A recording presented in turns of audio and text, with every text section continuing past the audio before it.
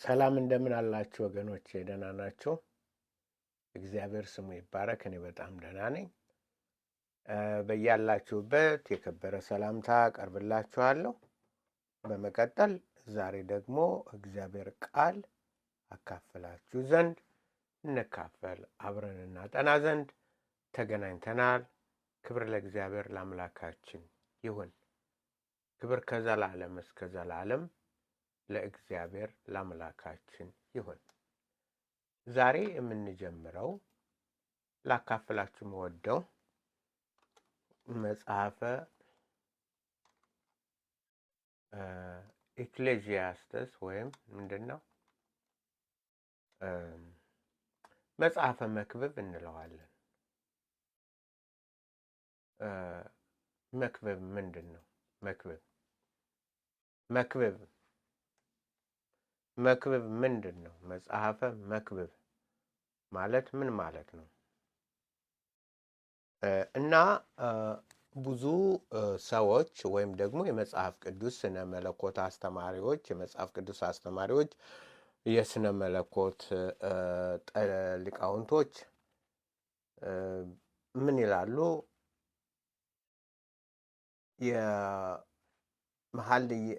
ማነው የመክብብ ተስፋ የሚያስቆርጥ መጽሐፍ ነው።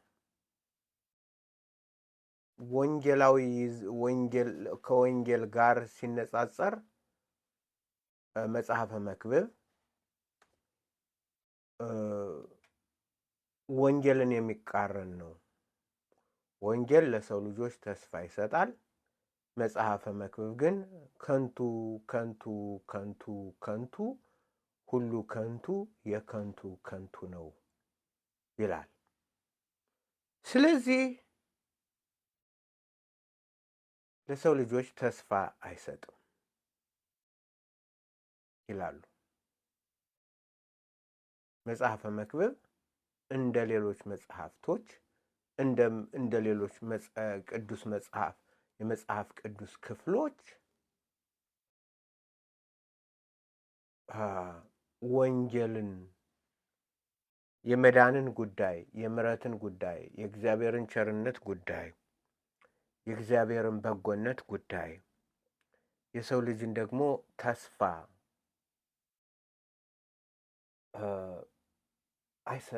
አብራራም አይሰጥም ይላሉ። እናንተስ እንዴት ታዩታላችሁ? መጽሐፈ መክብብን አንብባችሁ ታውቃላችሁ? ለምን ካላነበባችሁ ለምን አላነበባችሁትም? ወገኖች ካላነበባችሁት ለምንድን ነው መጽሐፈ መክብብ ምን በደለ ከሌላው መጽሐፍ? በቃ የከንቱ ከንቱ ያ ይላል። መጀመሪያ እንደዛ ነው የሚለው። በተለይ ሁለተኛው ጥቅስ እንደዛ ነው የሚለው። ሁለተኛው ጥቅስ ምንድን ነው የሚለው? ይህ ነገር እየጮኸ ሰማሁትና በጣም እንትን አለኝ። ቪዲዮን ትናንትና ስመለከተው ሚንቋቋ ነገር አለ እና በጣም ይቅርታ ማስተካከል ያለብኝ አለ እና በጣም ይቅርታ ልጠይቃችሁ። በጣም ብዙ ከ1000 2000 ምናምን ሰው አይቶታል። ግን እንዴት እንዳያችሁት በጣም የሚገርም ነው። ምክንያቱም ሚንቃቃ ነገር አለ ወንበሬ። ይሄም ደግሞ የኤር ኮንዲሽነሩ መሰለኝ እሱ ራሱ ጥሩ እንትን አላረገውም። እሱ ድምፅ እየፈጠረ ነው። ዛሬ ኦፍ አረኩት። እንግዲህ ማይክ ደግሞ መጠቀም አለብኝ ማለት ነው። እና ስለ ትዕግስታችሁ እና በትዕግስት ስላዳመጣችሁት ስለምትመለከቱት ከሁሉ አብልጬ ላመሰግናችሁ እወዳለሁ። ስለዚህ መጽሐፈ መክብብ በኢየሩሳሌም የነገሰ የሰባኪ የዳዊት ልጅ ቃል ነው የሚለው። ሰለሞን እንኳን አይለውም፣ የዳዊት ልጅ ቃል። ስለዚህ ብዙ ሰዎች የዳዊት ብዙ ልጆች አሉት ምናምን ይላል ነው። ስለ ሰለሞን ነው የሚናገረው። ሰለሞን ነው። ምክንያቱም ንጉሥ ሆኖ ባሪያዎችን እንትን ብሎ ብዙ ሚስቶችን ብሎ ሌሎች እንደዛ አልተገለጹም። ስለዚህ ሰለሞን ብዙ ልጆች ስለነበሩት ማን ነው ዳዊት ብዙ ልጆች ስለነበሩት አንዱ ነው፣ ምክንያቱም ሰለሞን ስለማይል የሚል መቼም ሰዎች መጽሐፍ ቅዱስን ብዙ እንትኖች የመጽሐፍ ቅዱስ የሚያስጠኑ በተለይ የምዕራቡ ዓለም አስተማሪዎች ከሚያስተምሩት ይልቅ የሚፈጥሩት ጥያቄና እንትን ነው። በሰው ልጅ ላይ እንደዛ ነው የሚያደርጉት። ትዝ ይለኛል አንዲት ልጅ አሜሪካዊት ናት እና በጣም እግዚአብሔርን ቃል ትወዳለች። በጣም እንደዚሁ እያነበበች ስታነብ እግዚአብሔር ያስተምራታል። ዋው ይሄንማ ዩኒቨርሲቲ ነው የምገባ፣ ሌላ አያስፈልገኝም፣ ዩኒቨርሲቲ ገብቼ ነው የምማረው ብላ ትነሳና ወደ ዩኒቨርሲቲ ሄዳ መጽሐፍ ቅዱስ ልትማር ሙጥጥ አድርገው ሰብረው ድቅቅ አረጓት። የነበራትን እምነት በሙሉ ጥርግ አረጓት። ኢሳይያስ ማን እንደጻፈው አይታወቅም። 3 ናቸው። ከምዕራፍ እስከዚህ አንድ ሌላ ሰው፣ ከዚህ እስከዚህ ሌላ ሰው፣ ከዛ እስከዛ ሌላ ሰው። መጽሐፈ መክብብን ማንን የትኛው የዳዊት ልጅ እንደሆነ እንትን አይልም። ዕብራውያንን ጳውሎስ አልጻፈውም፣ ማን እንደጻፈው ምናምን አይልም። የት እንደመጣ ከምን ልታስተምር ብለህ እንደዚህ አይነት አስተማሪ አለ። ምን አገባህ ነው የምለው። ምን አገባህ? አንድ የእንግሊዛዊ አስተማሪ እንደዚሁ ተገጠምነና መሀልዬ እንትን በእንግሊዘኛ እንትን ስንል ልክ ሌሊት ተነስታ እየዞረች ምናምን እያል ይቺ የሩቅ ምስራቅ ሴት ልጅ ቅዠት ነው አለ። እኔ ዛሬ ቡፍ አልኩና ሳኩኝ። ያው የግሪክ ዋና በጣም የታወቀ የግሪክ አስተማሪ ነው። የለንደን እንግሊዛዊ ነው እና በጣም እኔ ከሱ ክፍል ገብቼ በጣም ደስ ብሎኝ እዚህ እንደዚህ አይነት አስተማሪ አግኝቼ ሚስተር ጄምስ ዋይ ዩ ሴይ ዛት ለምን እንደዛ አልከው? ምክንያቱም እንደዚህ በምዕራቡ በሩቅ ምስራቅ እንደዚህ እንዲህ የልጆች ቅዠታቸውን ምናምናቸውን በግጥም በምናምን ሰው እንትን ይልላቸዋል። ሰዎች ቅዠታቸውን what do you mean? አሁን ሶንግ ኦፍ ሶንግስ የሆነ እንደዚህ ነው የምትለው ምናምን። ከዛ በኋላ ለምንድን ነው ኦኬ የኬዳርን እንትን ትመስያለሽ፣ የሰለሞንን እንትን ትመስያለሽ፣ ለምን ሳንዲት አልሆነችም? ሳበን ካንተ በኋላ እንሮጣለን። እኔ ወደ እንትኑ አስገባኝ። ደናግል ትወዱሃል። ለምንድን ነው 3 የሚሆኑት? ዋይ ዲስ 3 ለምንድን ነው አልኩ። ለምንድን ነው በ3 አድርጎ የሚከፍለው መጽሐፉ? ለምንድን ነው ከምድረ በዳ የምትወጣ የሰለሞን ከምድረ በዳ የምትወጣ እንትንሳለች? የሰለሞን አንደኛ የሰለሞን እንትን ነው ሊሆን ትችላለች። የሰለሞን ገርል ፍሬንድ ምናምን ኦኬ ከሆነች ከምድረ በዳ ምን ያወጣታል? የሰለሞን ሚስቶች ምድረ በዳ ይወጣሉ እንዴ? ምድረ በዳው ደረቅ ምድረ በዳ ምን ታረገ? እስራኤል መሆኗ ነው እንዴ በምድረ በዳ የተጓዘችው? እንደዚህ ስለው you have a point ያ እንትን ማለት መጠናት አለበት ምናምን መጠናት አለበት። መጀመሪያ ምን አስቀባጠረ? መጠናት አይደለም። ምክንያቱም መጽሐፉን ስንፈትሸው እንትን ነው የሚለው ናሻድ አላንሻድ የአረቦች እሱን ነው መጽሐፍ ሲባል ቶሎ ብለው ወደዚህ ይሮጣሉ። መጽሐፈ መክብብ ማን ነው? መጽሐፈ መኃልይ ምንድን በጡቶች መካከል አደረ ይላል። ማን ነው ያነጡት? ማን ነው? ምንድነው ያጡት? ያጡት የአርክ ኦፍ ዘ ኮቨናንት ይባላል። በሰው ጡት የተመሰለው እግዚአብሔር የሚያድርበት የአርክ ኦፍ ዘ ኮቨናንት የቃል ኪዳን ታቦቱ የክሩቤልና እንትን የሚለው ጌታ በዛ ሁኛ እናገርሃለሁ ያለውን ነው። መጽሐፍም በጠቅላላ የኛ መጽሐፍ ነው። የኛ ከአዳም ጀምሮ እስከ መጨረሻው ድረስ ያለው የነፍሶች ጩኸት ነው እያስተጋባ። አንዱ ይላል፣ ሌላው ቀጥሎ ሌላ ይላል። እኔ ትላለች፣ እኛ ይላል። እነዚህ እንትን እያለ ይሄዳል። እኔ ይላል፣ እኛ ይላል፣ እንዲህ እያለ። ስለዚህ ኮረስ የዕብራይስጥ መጽሐፌ ከፋፍሎ ኮረስ ብሎታል። ብዙ አይነት ሰዎች ነው በዛ ውስጥ ያሉ እና የጩኸት ነው የጩኸት። እሱ ደግሞ የሚጠራው ሰው ደግሞ ክርስቶስ ነው። የክርስቶስ ምሳሌ ነው። ምንድን ነው የሚለው? ወደ በጎች ሂጂ፣ በጎችን አሰማሪ። በጎች በግ ለምንድን ነው በግ አሰማሪ? ያንነዋ ስራችን ያንነዋ። ትድናለህ። የሰለሞን እንትን ቆሻሻ የሰለሞን መጋረጃዎች በጣም ቆሻሾች ናቸው። 700 ምናምን አንዲስ ምናምን ያ ሁሉ ተደብቆበት እግዚአብሔር የተጸየፈው መጋረጃ ነው። የኬዳር እንትኖች ጥቁሮች ነው። ወዮልኝ በኬዳር ድንኳን እና እንትን ብያለሁና ይላል መዝሙረ ዳዊት ላይ። የእንትንን የፈርዖንን ፈረስ ትመስያለሽ፣ ባርነት ላይ ነው ያለሽው አንቺ፣ እንዳንቺ አሁንም ገና ነሽ ነው የሚላት።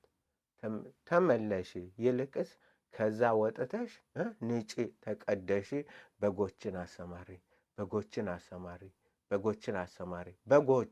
የበጎችን እረኞች ተከትለሽ ሂጂ ይላል። ለምንድን ነው እኛ የምንጠራው? ለዛ ነው። አሁን በጎች እኛ ነው በጎች እናንተ ጋር አብረን እንትን የምንለው አይደል?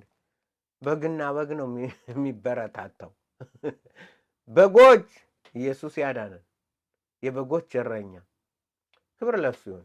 ስለዚህ መጽሐፉን ስታነቡ መቼም ወጣሁና ሌላ መቼም የሰው በጭንቅላቴ ብዙ የሚናደድ የሰዎች እንትን ስላለ መጣ እና ወደዛ ወጣኝ እና መጽሐፈ መክብብ እንደዛ ነው ይላሉ።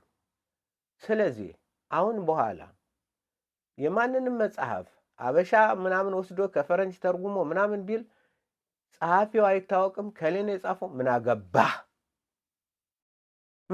በሉት። ማንም እንደጻፈው አይታወቅም፣ ምን አገባህ። ምታብራራልኝ ከሆነ አብራራልኝ። መጽሐፉን ምታብራራ ከሆነ አብራራ። ከሌ የጻፈው ማን የጻፈው ምን አገባህ። እንደዛ ነው እምነት የሚገለው። እኔ ከማንም ነጭ ጋር እንትን ብል ትምህርት ቤት ሆኜ ምን አገባህ ነው የምለው። That's none of your business. You don't have to tell me who wrote it. Just explain it. Tell me what it says. ምንድን ነው የሚለው? ንገረኝ። ቋንቋው ምንድን ነው የሚናገረው? በቋንቋው በምን መልኩ መጽሐፍ ቅዱስ ተያይዞ ከመጽሐፍ ቅዱስ ጋር ምን እንትን አንተ ምን አገባህ? የእንትኑን ማን እንደጻፈው አይታወቅም ምናምን።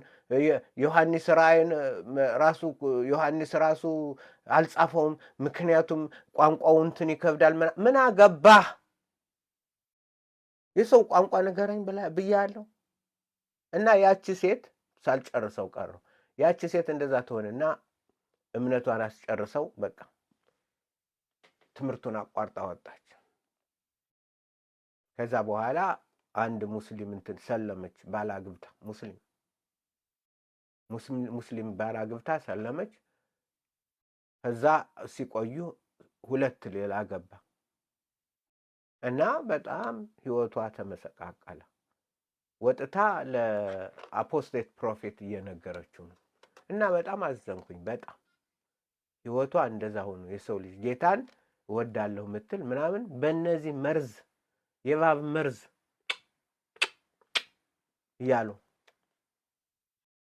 እና አሁን እኛ የምንማረው መጽሐፍ ቅዱስ ተርጓሚያችን መጽሐፍ ቅዱስ ነው። ገባችሁ? ተርጓሚያችን ማን ነው? መጽሐፍ ቅዱስ ነው።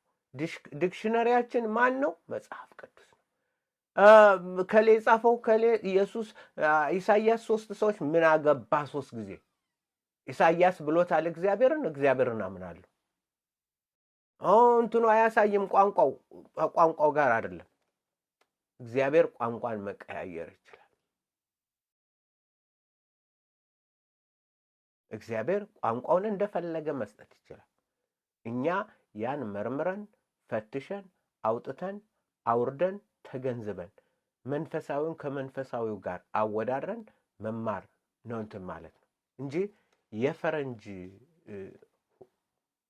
ግሳትና ሁከት ወደ እናንተ አትቀበሉ። ስለዚህ ማን ይጻፈው እንደዚህ ነው። ስለዚህ መጽሐፈ ኮሄሌት ይባላል። ኮሄሌት የሚከብ ህዝቦችን ሰብስቦ ከቦ የሚያስተምር የከበበ የሚያስተምር የክርስቶስ ምሳሌ ነው። የጌታ የኢየሱስ ክርስቶስ ምሳሌ ነው። ኤክሌዥያ ቤተ ክርስቲያን ነው በግሪክ። ኤክሌዥያስተስ የግሩፕ ጥርቅም ሰብስቦ ጠርቅሞ ከቦ የሚያስተምር ማለት ነው። በጣም ደስ የሚል ነው መጽሐፉ እና ሲጀምር ሰባኪው ከንቱ የከንቱ ሁሉ ከንቱ ነው ይላል። ከፀሐይ በታች በሚደከምበት ድካም ሁሉ የሰው ትርፉ ምንድን ነው? ትውልድ ይሄዳል፣ ትውልድም ይመጣል፣ ምድር ግን ለዘላለም ነው። ፀሐይ ትወጣለች፣ ፀሐይም ትገባለች፣ ወደምትወጣበት ስፍራ ትቸኩላለች። ነፋስ ወደ ደቡብ ይሄዳል፣ ወደ ሰሜንም ይዞራል፣ ዘወትር በዙረቱ ይዞራል። ነፋስም በዙረቱ ደግሞ ይመላለሳል። ፈሳሾች ሁሉ ወደ ባህር ይሄዳሉ፣ ባህሩ ግን አይሞላም። ፈሳሾቹም ወደሚሄዱበት ስፍራ እንደገና ወደዛ ይመላለሳሉ። ነገር ሁሉ ያደክማል፣ ሰው ይናገረው ዘንድ አይችልም። ዓይን ከማየት አይጠግብም፣ ጆሮም ከመስማት አይሞላም እያለ ይናገራል። እና አንደኛ እግዚአብሔር ሰለሞንን በዛ ህይወት እንዲያልፍ አደረገው። ሰለሞንን በምንድን በዛ ባለፈበት ልክ እግዚአብሔርን እግዚአብሔር ሆይ እኔ ሕፃን ነኝ እንዴት አድርጌ ህዝብ አስተዳድራለሁ? ህልም በተገለጠለት ጊዜ ዋው ጥበብንም አንተ አስቀድመ ጠላቶችን ሌላ ነገር አልጠየከኝም፣ ጥበብንም እንትንም ሰጥቻለሁ። ሁሉ ጥበቡን ካገኘ በኋላ እግዚአብሔር እንትን አይለኝም አለ። መጽሐፍ ነበረው የተሰጠው። ነገስታት ከሌሎች እንትን አታግባ፣ ብዙ ሚስቶች አይኑርህ፣ በርና ወርቅ አይኑርህ ምናምን። ሰለሞን የእንትንን የዳዊትን ማን ነው የእስራኤልን ያፈረሰው? ሰለሞን ነው፣ ንጉሥ ሰለሞን ነው። እሱን ያፈረሰው ጭነት እግዚአብሔር በሕግ ላይ ወርቅና ብር አታብዛ ነው ያለው። አታብዛ። እሱ ግን ወርቅና ብር እንትን ለማለት በህዝቦች ላይ ጫና አደረገ። በከፍተኛ ቀረጥ አደረገ። ቀረጣቸው በጣም። ስለዚህ ነው እኮ እሱ በሞተ ጊዜ ልጁ እንትን ሲል አባትህ እንዲህ አድርጎናል፣ አድህቶናል። አሁንም ግን እጣትህ ያንተው ጣት ትለስልስልን ምናምን ሲሉ ሰው አማካሮችን የሰለሞን ልጅ ደግሞ አማካሪ ምናምን ክፉን አማካሪ ሰማና ወጣቱን ሰማና አረግ ከአባቴ እኔ ይበልጣል። እንግዲያስ በቃ ብለው ጥለው ተዱ፣ ተከፋፈሉ። እግዚአብሔር ያላለውን ያደረገው። በዛ ሁሉ አልፎ ግን እግዚአብሔር ብዙ ነገር አስተማረው፣ ብዙ ነገር። ስለዚህ የሱነን ህይወት የደረቀበትን ያለፈበትን የከሰረበትን የረከሰበትን ሁሉን ያለበትን ካየ ጨለማውን ዓለምን ጠቅላላ ምንድነው የሚለው? ሀበል ሀባሊም ሀበል ሀባሊም ሀኮል ሀበል። ሀበል ማለት እስትንፋስ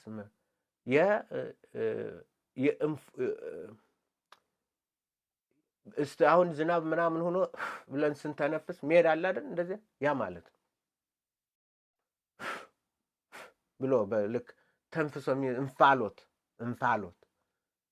እንፋሎት ማለት ነው። ሰው ሁሉ ነገሩ ሁሉ እንደ እንፋሎት፣ ምድሩ ሁሉ ፍጥረቱ ሁሉ በቃ ከምንም የማይገኝበት ነው። ጠቅላላ ምንም ይላል። ነገር ግን ትልቁ ወንጌል ያለበት እዚህ ነው። ከወንጌል ሁሉ የበለጠ ወንጌል ያለው ማለት ትልቅ ወንጌል፣ በጣም የከበረ ወንጌል ያለበት መጽሐፍ ይሄ ነው። ይህን ሁሉ ብዙ ይናገራል። ደግሞ ቆይቶ ምን ይሰጣል መሰላችሁ? ብርን ይሰጣል። ምዕራፍ 1 ላሳያችሁ ነው። ብዙ ነው እንግዲህ ራሳችሁ አንብቡት። ችግሩን ራሳችሁ አንብቡት። እኔ ግን መፍትሄውን እሱ የሰጠውን መፍትሄ እነግራችኋለሁ። ኤክሌሲያስtes 1:9 ላይ እንዲህ ይላል። መልካም የሆነ መጥፎ ነገር ከተናገረ በኋላ እንዲህ ይላል። ነገር ያደክማል ምናምን ያለ 9 ላይ የሆነው ነገር እርሱ የሚሆን ነው ምናምን ይላል። ኦኬ ሆልድ ኦን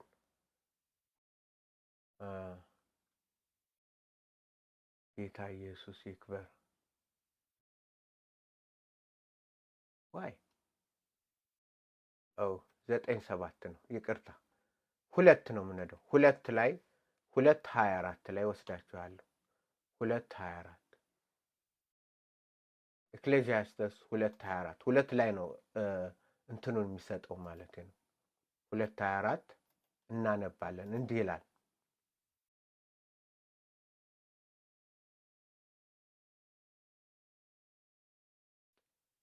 ለሰው ከሚበላና ከሚጠጣ በድካሙም ደስ ከሚለው በስተቀር የሚሻል ነገር የለም።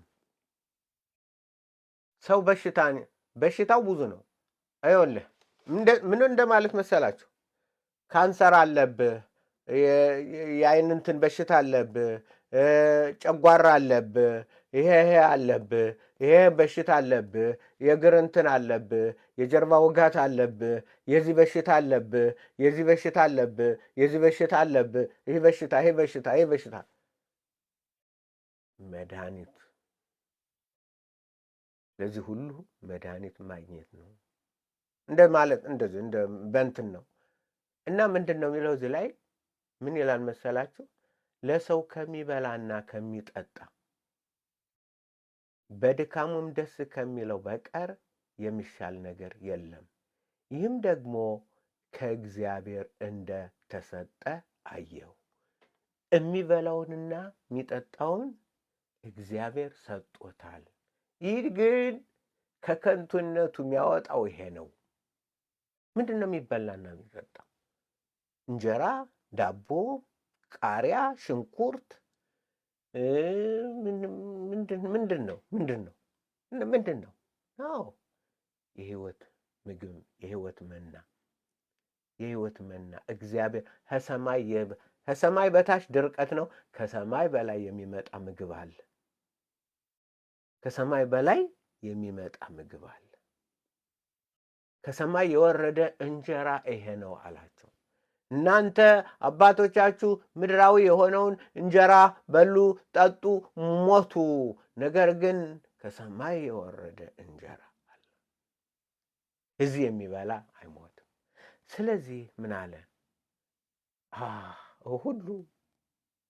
ሁሉ ነገር ያደክማል አለ። በጣም ያደክማል። ንፋስን መከተል ነው አለ። እውቀት አልኩት አለ። እውቀትም ምናምን ሰው በጥበብና በእውቀት በብልሃትም ከደከመ በኋላ ለሌላ ላልደከመበት ሰው በቃ ይሰጣል፣ ያወርዛል ምናምን። ሁሉ ድካም ነው። ነገር ግን ሰው ይበላና ይጠጣ ዘንድ መልካም ነው። ይሄም ከእግዚአብሔር የሆነለት ነው። አያችሁ፣ ምን አለ? ጨለማ ነው፣ ጨለማ ነው፣ ጨለማ ነው፣ ጨለማ ጨለማ አለና ቦግ አለ። ምግብ ያስፈልገዋል። እግዚአብሔር ስሙ ይባላል። ይህም ከእግዚአብሔር እንደሆነ አየሁ።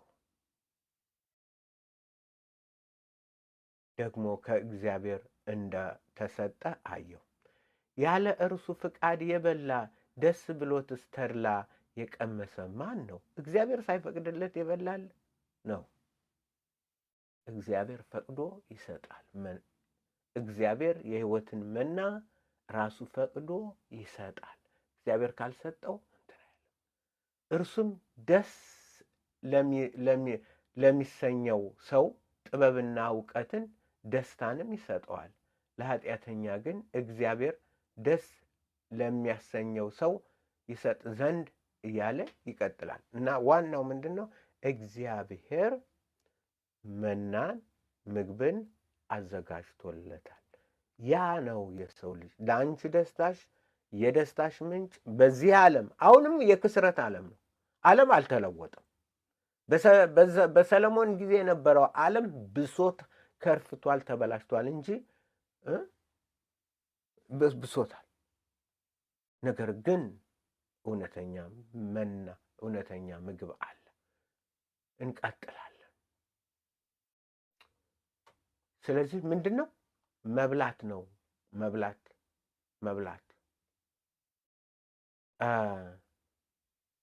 ለሰው ልጅ ከመብላት እንትን ያለ የለውም። ምዕራፍ 3:12 እና 13 እያለፈ ነው የሚያስቀምጠው። ጨለማውን ይናገራል፣ እዛ ብርሃን ይሰጣል። ምዕራፍ 3 ወስዳችኋለሁ። ይናገራል፣ ብዙ ነገር ይናገራል። 12 እና 13 እንዲህ ይላል። ሰው ደስ ይላል አይደል? ደስ ከላይ ስታዩት ከንቱ ከንቱ ከንቱ ከንቱ። እዚህ ላይ ግን ምን ይላል? ደስ የሚያሰኝ እግዚአብሔር ስሙ ይባረክ። ምን አለ? ደስ የሚያሰኝ። ኦኬ 12 ላይ 3:12 ሰው ደስ ከሚለውና በሕይወቱ ሳለ መልካም ነገር ከሚያደርግ በቀር መልካም ነገር እንደሌለ አወቅኩኝ። ደስ የሚለውና መልካም ነገር ማድረግ አለበት። ደግሞም ሰው ሁሉ ይበላና ይጠጣ ዘንድ በድካሙም ሁሉ ደስ ይለው ዘንድ የእግዚአብሔር ስጦታ ነው። የእግዚአብሔር ስጦታ ምን ሰጥቶታል? ደስ እንዲሰኝበት የሚበላውና የሚጠጣው ሰጥቶታል። እግዚአብሔር ምን ሰጥቶታል? የሚበላውና የሚጠጣው። ለምንድን ነው እንደዚህ አልፎ አልፎ የሚያስቀምጠው? ምክንያቱም እንደዛ ነው። መጽሐፍ እንደዚህ ነው። ክፉን ያለ ብርሃን አለልህ ይላል። ጠፍታችኋል፣ ይሄ ያል አይዟችሁ ግን መድኃኒት። ይሄ ዶክተር ማለት እኮ ነው። የበሽታ እንትን አለ፣ ይሄ በሽታ አለብህ ግን ኦኬ፣ ይሄ መድኃኒት አለልህ። ይሄ በሽታ አለ ግን ይሄ መድኃኒት አለብህ። እንደዚህ ነው። ይሄም እንደዚህ ነው። እግዚአብሔር ስሙ ይባረክ። ስለዚህ ለዚህ ለበሽታው ለሚገለጠው በሽታ ሁሉ ለሰው መድኃኒቱ ደስ የሚሰኝበት የሚበላውና የሚጠጣው። ይህም ስጦታ ይህም የማን ስጦታ ነው? የሚበላውና የሚጠጣው የእግዚአብሔር ነው። እግዚአብሔር እንዴት ነው እግዚአብሔር የሰጠ? እንዴት ነው እግዚአብሔር የሰጠ? እግዚአብሔር ሰጠው። ኦኬ እንዴት እንደሰጠውማ ሳሳያለሁ።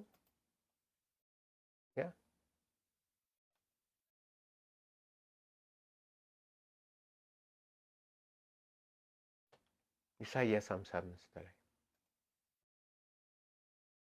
ይህም የማን ስጦታ ነው? የእግዚአብሔር ስጦታ ነው። እናንተ የተጠማችሁ ሁሉ ወደ ውሃ ኑ፣ ገንዘብም የሌላችሁ ኑና ግዙ ብሉም። ኑ ያለ ገንዘብ ያለ ዋጋም የወይን ጠጅና ወተት ግዙ። ገንዘብን እንጀራ ላይደለ ለድካማችሁ ዋጋ ለማያጠግብ ነገር ለምን ትመዝናላችሁ? አድምጡኝ በረከትንም ብሉ። ወንጌል ነው። አድምጡኝ በረከትንም ብሉ። በነፃ ነው። ክርስቶስ ከፍሎበታል።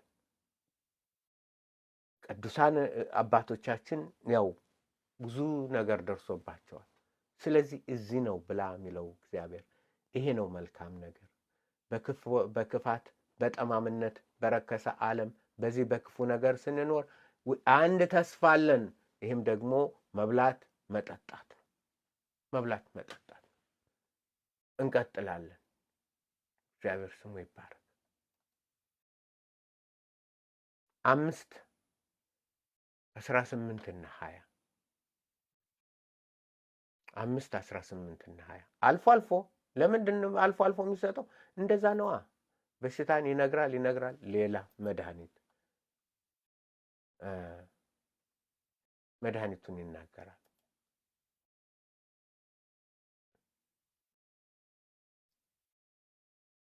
ትንሽ ታገሱ። ምንድነው እንትን አለ እና በማንኛውም ዘመን እኛ ተስፋችን እግዚአብሔር ነው። መናን የሚሰጠን እግዚአብሔር ነው። ስለዚህ ሁል ጊዜ የእግዚአብሔርን ቃል መራብ መጠማት እንዳለብን ነው እኔም ነግራችሁ። ሁል ጊዜ ወደ እግዚአብሔር አይኖቻችን፣ ሁል ጊዜ ወደ ቃሉ። ምክንያቱም ከዛ ይልቅ ምንም ተስፋ ያለው ነገር የለምና የለም። እግዚአብሔር ስሙ ይባረክ። እንዲሁ ያልተወን አምላካችን እግዚአብሔር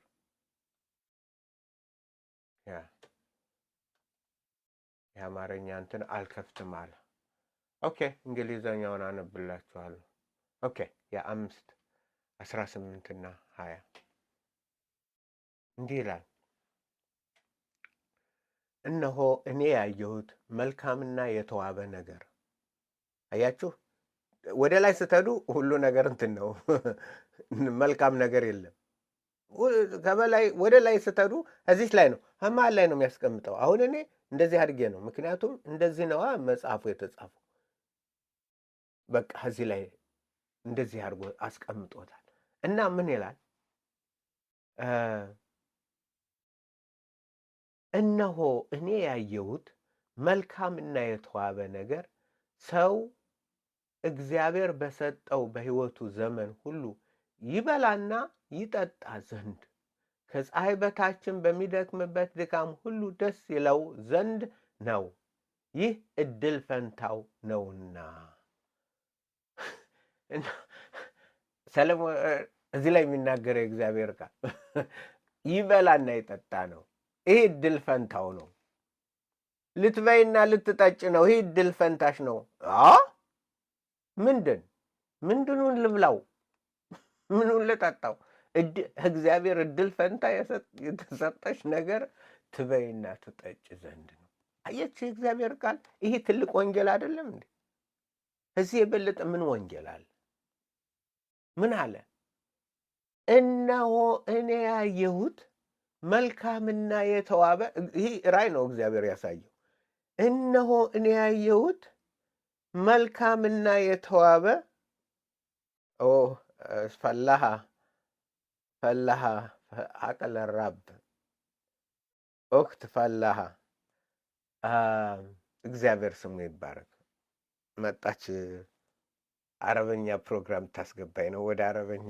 ፈላሃ እና ምን አለ? እነሆ እኔ ያየሁት መልካምና የተዋበ ነገር ሰው እግዚአብሔር በሰጠው በሕይወት ዘመኑ ሁሉ ይበላና ይጠጣ ዘንድ ነው። ከፀሐይ በታችም በሚደከምበት ድካም ሁሉ ደስ ይለው ዘንድ ነው። ይህ እድል ፈንታው ነውና። እግዚአብሔር ለሰው ሁሉ ባለጠግና ሀብትን መስጠቱ እያለ ይናገራል። እና ዋናው ነገር እግዚአብሔር ሰጥቷል። ብላ ጠጣ። የተዋበው ነገር ይሄ ነው። ያማረው ነገር ይሄ ነው። ቅዠት በሞላበት፣ ክፋት በሞላበት፣ ነውር በሞላበት፣ ወንጀል በሞላበት፣ በደል በሞላበት፣ እርክሰት በሞላበት፣ ጨለማ ሰይጣን በነገሰበት ዓለም፣ ግፍና በደል በሞላበት ዓለም፣ በሚያስጨንቅ ዓለም አንተ ግን ማረፊያ አለ። ያም ደግሞ ደስ የሚያሰኘው ትበላና ትጠጣ ዘንድ ነው። ይህም እድል ፈንታህ ነው። መብላት መጠጣት እድል ፈንታዬ ነው። በሉሲ መብላት መጠጣት እድል ፈንታዬ ነው፣ ነፍሳችን እስክትጠግብ ድረስ። ሃሌሉያ! ደስ አይላችሁም ወገኖች? ደስ አይላችሁም ወይ? መብላት መጠጣት እድል ፈንታዬ ነው። አሁን መጽሐፈ መክብብ ውስጥ እንደዚህ አይነት ተስፋ አለ? እንዴታ! የእግዚአብሔር ቃል ሁሉ ተስፋ አለበት፣ ወንጌል አለበት። አሁን ደግሞ አለው በጣም ደስ ስለሚለኝ፣ እነሆ እኔ ያየሁት መልካምና የተዋበ ነገር ሰው እግዚአብሔር በሰጠው በሕይወት ዘመኑ ሁሉ ይበላና ይጠጣ ዘንድ ከፀሐይ በታች በሚደከምበት ድካም ሁሉ ደስ ይለው ዘንድ ነው። ይህ እድል ፈንታው ነውና። ይህ እድል ፈንታሽ ነው። ይህ እድል ፈንታዬ ነው። ይህ እድል ፈንታችን ነው። እግዚአብሔር እንደዚህ ይለናል። የእግዚአብሔር ቃል እጹብ ድንቅ ነው። ዝም ብሎ በስላሴ አላምንም ቅዠት በእነከሌ ዶክትሪን እንትን እላለሁ ምናምን ነው። የእግዚአብሔርን ቃል ፈልጉ ወገኖች። ምዕራፍ 8:15 ምዕራፍ 8 አልፎ አልፎ ነው አያችሁ የሚሰጠን። 8:15 ምን ይላል? ምዕራፍ 8:15 አልፎ አለው። ምክንያቱም ሁሉን እንትን አላችሁም እናንተ ፈልጉ አጥኑ እንዴ ያን ነው ፈልጊ እንዴ ዝም ብዬ እንትን ብያለሁ አላበላሽም። በግድ አላበላሽም። ፈልጌ እንትን አለ ግን አሳይሻለሁ ምግቡ የት እንዳለ እንዴት እንደምታጠኑ። 8:15 ከሚበላውና ከሚጠጣው ደስም ከሚለው በቀር ለሰው ከፀሐይ በታች ሌላ መልካም ነገር የለውምና። ምን ይለው ዘንድ? ከሚበላውና ከሚጠጣው ደስ ከሚለው በቀር ለሰው ከፀሐይ በታች ሌላ መልካም ነገር የለውምና። ሁሉ ከፀሐይ በታች ምን ነው አለ? ሁሉ ከንቱ ነው። የከንቱ ነው። ነገር ግን ምግብ አለ። ከከንቱነት የሚያወጣ ምግብ አለ። ከከንቱነት የሚያወጣ መጠጥ አለ። ይሄ ምንድነው? የእግዚአብሔር ልጅ ኢየሱስ መና፣ የእግዚአብሔር መና፣ የእግዚአብሔር መንፈስ፣ የእግዚአብሔር ቃል፣ ይሄ ሁሉ ምግባችን ነው። እናየዋለን። እግዚአብሔር ስሙ የተባረከ። ስለዚህ ከሚበላውና ከሚጠጣው ደስ ከሚለው በቀር ከፀሐይ በታች ሌላ ነገር የለውም። ይሄ ነው።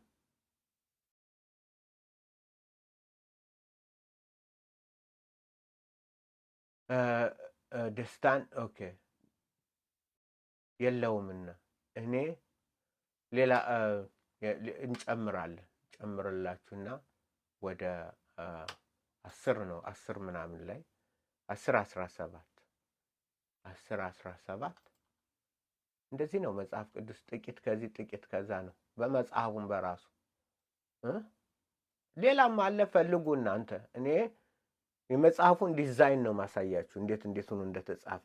ወንጌሉ የት ላይ ነው ያለ፣ ወንጌሉን የት ነው የምናገኘው የሚለውን 10:17 ንጉስሽ 10:17 ነው። ኢየሱስ ጌታ ነው። 10:17 ምንድነው የደከመኝ? ንጉስሽ የከበረ ልጅ የሆነ ለብርታትሽ እንጂ ለስካር ያልደለ በጊዜ የሚበሉ መኳንንትሽ ያሉሽ አንቺ አገር ሆይ የተመሰገንሽ ነሽ። ንጉስሽ የከበረ ልጅ የሆነ ንጉስ አላት። ንጉስሽ የከበረ ልጅ የሆነ ለብርታት እንጂ ለስካር ያይደለ በጊዜ የሚበሉ መኳንንት ያሉሽ አንቺ አገር ሆይ የተመሰገንሽ ነሽ። ይበላሉ ልጆች።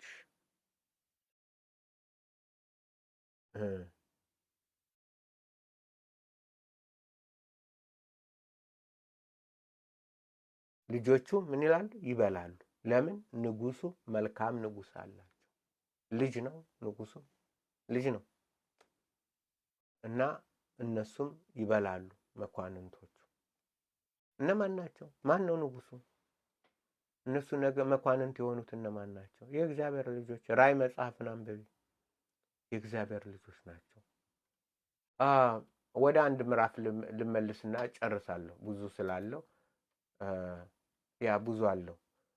ትልቁን ወደ ዘጠኝን አልፌዋለሁ። 9:7 ላይ ሄድና እሱን እጨርሳለሁ ዛሬ። ጥያቄ ካላችሁ ምክንያቱም አልፌዋለሁ፣ አለፍ እያልኩ ነው። 9:7 ላይ እንዲህ የሚል እናገኛለን እና እዚህ ላይ እጨርሳለሁ። ብዙ አለው። ወንጌል መኖሩን አሳያችኋለሁ። ወደፊት ጊዜ ይዘን ሰፋ አድርገን ማጥናት እንችላለን። ጥልቅ ጥናት ካስፈለጋችሁ ምን ማለት እንችላለን? ጊዜ ይዘን ዕብራይስጡን እየወሰድን እያንዳንዱ ቃላቱን እየፈተሽን እንዴት አይነት ውብ መጽሐፍ መሆኑን፣ ያማረ መጽሐፍ መሆኑን፣ የእግዚአብሔር ክብር የተገለጠበት መጽሐፍ መሆኑን፣ ሰዎች እንደሚሉት ተስፋ የሚያስቆርጥ አይደለም። ጨለማን አሳይቶ ብርሃንን ያሳያል። ጨለማን አሳይቶ ብርሃን መኖሩን ነው። ወንጌልም እኮ እንደዛ ነው። ጌታም ሲመጣ በእርሱ ሕይወት ነበረች፣ ሕይወትም ለሰዎች ብርሃን ነበረች። ብርሃኑ በጨለማው ይበራል። ጨለማል ብርሃኑ ጨለማው ላይ ይበራል፣ ጨለማውም አላሸነፈው ይላል። ስለዚህ እንደዚህ ነው።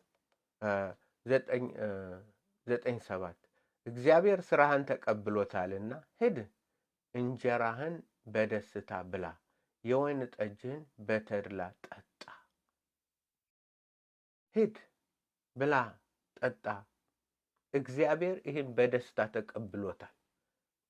እግዚአብሔር ወንጌል መካከል እዚህ ውስጥ ነው። በቃ እግዚአብሔር በደስ ብሎት የተቀበለው ምንድን ነው አለ? አንተ ትበላና ትጠጣ፣ አንቺ ትበይና ትጠጭ ዘንድ ነው። እግዚአብሔር አምላክ ደስ ተሰኞ እንትን ያለበት እናንተ ትበሉና ትጠጡ ዘንድ ነው። ሃሌሉያ! ይሄ የእግዚአብሔር ቃል ነው። የእግዚአብሔር ቃል ነው። እግዚአብሔር ቃል እንደዚህ ነው። ስለዚህ መጽሐፈ መክብብ የምንድን ነው? የክርስቶስ ወንጌል ነው። መጽሐፈ መክብብ የደስታ ወንጌል ነው። የበረከት ወንጌል ነው። እሺ፣ ኦኬ። ስለዚህ ስለሚበላውና ስለሚጠጣው ኢሳይያስ 25 ላይ አነብላችሁና ጨርሳለሁ። ጥያቄ ካላችሁ ጥያቄዎቻችሁን አደምጣለሁ። በዩቲዩብም ያለ ሰው 1 2 3 ሰው ያለው ቲክቶክ አንድ ሰው አለ። አዎ አንድ ሰው እንዲህ ይላል ኢሳይያስ 25 ላይ ስለዚህ ስለሚበላው ስለምንበላው ነገር ስለምንጠጣው ነገር። ምክንያቱም መጽሐፍ ቅዱስ አንድ ነው። የሰራዊት ጌታ እግዚአብሔር ለሕዝብ ሁሉ በዚህ ተራራ ላይ ታላቅ የሰባ ግብዣ፣ ያረጀ የወይን ጠጅ፣ ቅልጥም የሞላባቸው የሰቡ ነገሮች፣ የጥሩና ያረጀ የወይን ጠጅ ግብዣ ያደርጋል። በዚህ ተራራ ላይ በወገኖች ሁሉ ላይ የተጣለውን መጋረጃ፣ በአሕዛብ ሁሉ ላይ የተዘረጋውን መሸፈኛ ያጠፋል። ሞትን ለዘላለም ይውጣል። ጌታ እግዚአብሔር ከፊት ሁሉ እንባን ያብሳል። የሕዝቡንም ስድብ ከምድር ሁሉ ላይ ያስወግዳል። እግዚአብሔር ተናግሯልና ይላል። ይህ ምግብ ለአሕዛብ ሁሉ በነጻ እግዚአብሔር አዘጋጅቶ ይሰጣል። ይህን ትበላላችሁ። አሁን ይህን የመሰለ ትበላላችሁ ወይ? እየበላችሁ ነው ወይ? ኢሳይያስም እንደዛ ነው የሚላችሁ ብሎ ነው። አሕዛብ ሁሉ ዓይናቸውን መጋረጃቸውን የሚያስወግደው ምግብ ይዘጋጃል። የጥንት የድሮ ምግብ እግዚአብሔር ዓለም ሳይፈጠር ያዘጋጀው ሊያበላን፣ ሊያጠጣን፣ ሊባርከን፣ ወደ በረከቱ ሊያስገባን፣ ለዘላለም ክብር፣ ለዘላለም ጸንቶ የሚኖረውን የሕይወት ቃል የሰጠን፣ ለዘላለም የሚያስተምረውን የእግዚአብሔርን መንፈስ የሰጠን እግዚአብሔር አምላካችን ስሙ የተባረከ ይሁን። ይሄ ነው የዛሬው ትምህርታችን። መጽሐፈ መክብብ ብላና ጠጣ፣ ብይና ጠጭ፣ ጨለማ በሆነበት ተስፋሽ ኢየሱስ ነው፣ የእግዚአብሔር ቃል ነው ይላል። እግዚአብሔር ስሙ ይባረክ። እዚህ ላይ ጨርሳለሁ። እስኪ እንትን አደርጋለሁ ዩቱብ ላይ የሚቀባጥር አለ፣ አንድ የሚቀባጥር ቀባጣሪ ይቀባጥራል፣ ወንጌል ምናምን ይላል። አንድ ነጭ ነው። ቆይ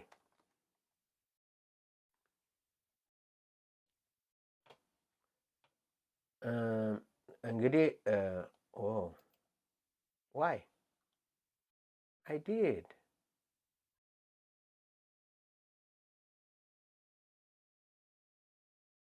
okay.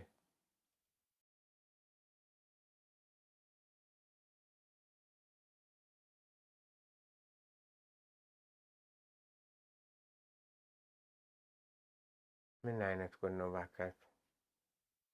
አይ እስ ኦኬ ዩቱብ ላይ አላችሁ ብዬ እንትን ብዬ ነበር። ምንድን ነው? ኦኬ ዩቱብ ላይ አራይጋ ከስክስ